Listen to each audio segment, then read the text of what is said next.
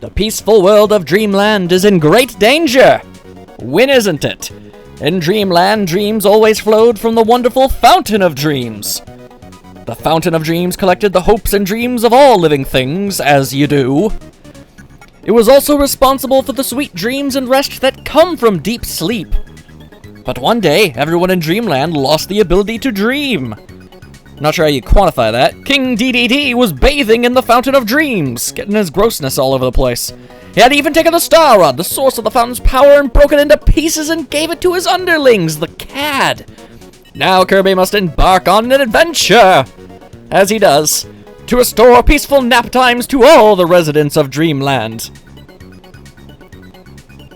And that's the story of Kirby, Nightmare in Dreamland. Hello everyone, I am the Max Few Trades, and welcome to a brand new Let's Play of a very special little game, near and dear to my heart. It was one of the first games I ever owned on the Game Boy Advance, and I want to play it again. Also, luckily for me, this sort of still counts as Sequelocalypse, because, I'll have you know, this is a remake of the NES game Kirby's Adventure, which was the second game made after Kirby's Dreamland on the Game Boy, making this technically the sequel to a game I've already played. So, boom shakalaka. Also, I'm feeling immensely depressed inside, and I've been having a really hard time motivating myself to do anything lately, and I just figured I'd do what I always do, and play a Kirby game to raise my spirits.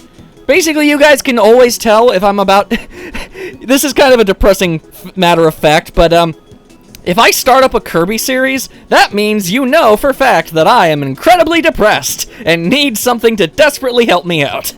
So, when Kirby comes around, it's kind of bittersweet, but does not matter. We're going to do this. It's going to be awesome.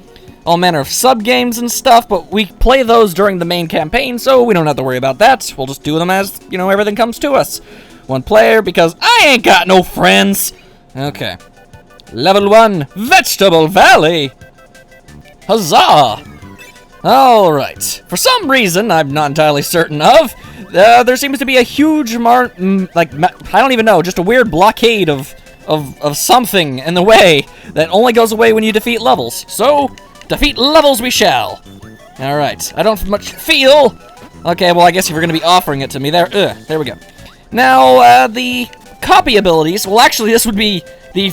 this is a remake, but... Kirby's Adventure was the first game, consarn it, that introduced copy abilities in general. The hats came later from Kirby Superstar, but that's besides the point. We're rolling with the basics here, which means there aren't a lot of options available to us as far as, you know, powers go, but we have powers now, so that's a huge step up from the original game where you literally did not. However, I guess the game was freakishly short enough to where I guess it didn't really matter too much. Either way, we've got Beam still around. We've got Fire.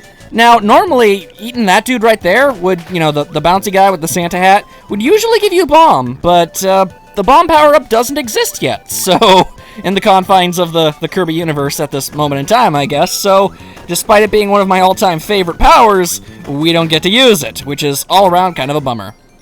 And the level was beaten already! Can I reach the top? No, I cannot. Yay!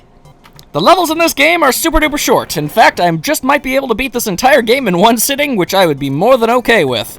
Because Lord knows I need more buffer videos. Either way, our first sub-game has already been revealed. It's Bomb Rally. It's quite simple. All you have to do is hit a bomb with a frying pan and blow up all the other Kirbys, you know, without getting blown up yourself. Pretty simple. You gotta watch out, though. Sometimes the bomb gets a little slippery, and you don't want none of that. Ultimately, playing the sub-games is kind of pointless, because all you get are extra lives, and if you turn the game off, then you lose all your extra lives anyway? So, ultimately it doesn't really amount to a whole lot, but, we're still doing it. It's a lot like Yoshi's Island in that regard, now that I think about it. The sub-games are fun! But ultimately not all that useful. Alright, at least I got a life from that, so I guess it's something. Kirby was very, very upset with the fact that I only got 3rd place, but it's okay, don't worry, Kirby, we'll get them next time. Okay, there we go. Out of the way, Waddle-Doos and everyone of that sorts, and we've got cannons. Oh, Sir Kibble! No! Dang it! Aw, hang on. I want cutter. I like cutter. There we go. It's like sword, but, you know, instead of a sword, it's more like a boomerang, so that's pretty great. All right, Warp Star, go! I mean, who doesn't want a, you know, a forever replenishing boomerang that you can pull right out of your hat? Not entirely sure where the inspiration for that came from, but it's fine by me. It's a pretty cool hat. And we've got Poppy Brothers. Oh boy. See, look, he's throwing bombs. You'd think, oh, well, I'll just eat him and, you know, I'll get the wonderful bomb power. Nah, that does not exist in this game. Which is weird, because it does exist in the Kirby universe. It's been used. It's just because Kirby's Adventure didn't have the bomb ability, then, well, they didn't decide we're not going to add new power-ups that were established in later games in this remake of an older game, which is, you know, basically, all in all, the point is, crash ability, what-tang! And I ain't talking about the Bandicoot, if you know what I'm saying. Alright, let's go, go, go. Now, hopefully you all already know this. Hopefully this isn't your first Let's Play Oh Mine, otherwise, my goodness, I apologize. It's gonna be a little haphazard, just playing this for good old times and fun's sakes. It's a Kirby game. Very low stress, very low risk, all that manner of good stuff. So, of course, I'm just gonna have a good old fun time of it all. And here we have the most heinous of all Kirby enemies, the little guy with a broom. Less than, useful. And, ta-ta! There we go. I ate that man's hat. Terribly sorry. But I do have a sword now. And, come on! I want to reach the top. I didn't even... Oh, come on.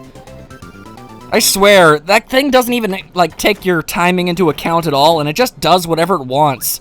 Sometimes it really feels like you should get to the very top of that, you know, all the way up to the very top, tippity top, but you never do. And other times, you just sometimes go all the way to the bottom. It doesn't make any sense. Either way, we've got the sword power-up, a very, very famous Kirby power. Probably one of his most famous, considering, you know, his final smash in Smash Brothers became the Ultra Sword, so I think that says a lot. Also, I'm pretty sure, yeah, his hat is definitely a reference to Link. That's my assumption. I don't know that for fact, but, well, I'm just going to have to hope that I'm correct in that belief. Either way. Interestingly enough, we've got both fire and burning, which really feel like they should be the exact same power, but they aren't. This one turns you into a little meteorite, which is all around just the best. Either way, okay, and it's pretty great for traversing all manner of areas. And okay, gonna need that Mr. Frogman to get out of here. No, thank you, sir. Wham, bam, thank you, ma'am. Aha! Nobody expects a comet out of nowhere. Whoa, boy, okay. Even though burning is a vastly superior ability, I'm going to at least try and demonstrate every ability that there is in this game. At least once. Whoa! You thought you were clever, Mr. Fire-breathing man. Whoa! And your twin brother that came back to life. Alright. Go! Fly, Kirby, fly! Seriously, hopefully I manage to get to like the #1 ranking at least once. That'd be pretty great. Alright, and here we go. This is the museum, where you'll be able to find all manner of free power-ups. There's one in every world, or I guess each world is considered a level, and all of the levels inside the level are sub-levels of some sort. It's very strange. It's a very weird structure that we've got ourselves here. Now we've got Mr. Frosty! And his disturbingly defined butt. I don't know why that's a thing. In fact, it took until like the later 3D games where they more clearly demonstrated that he was pulling an ice block from behind him for me to realize that he was in fact not ejecting that ice block out of him. Because he turns around, there's this big old butt hanging out, and then all of a sudden, boom, giant ice block, and I'm like, okay, which is more than a little weird. That's just what little child version of me thought.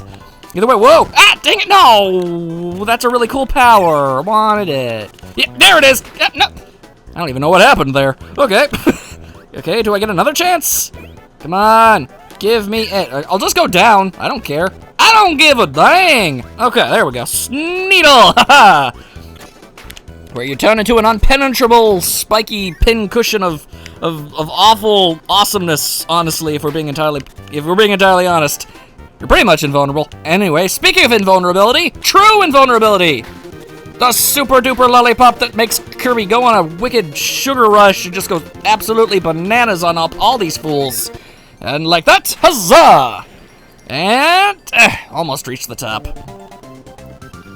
If you reach the top, you get extra lives, which, you know, again, not exactly necessary, but it would be nice.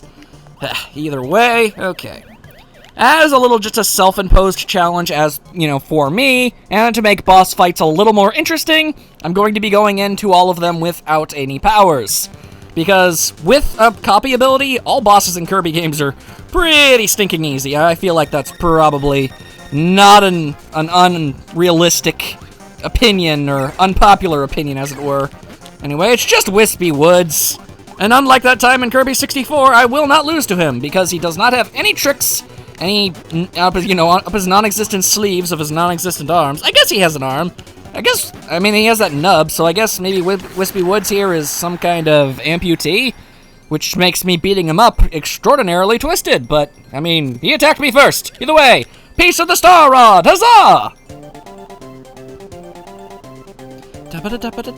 I just beat up an amputee!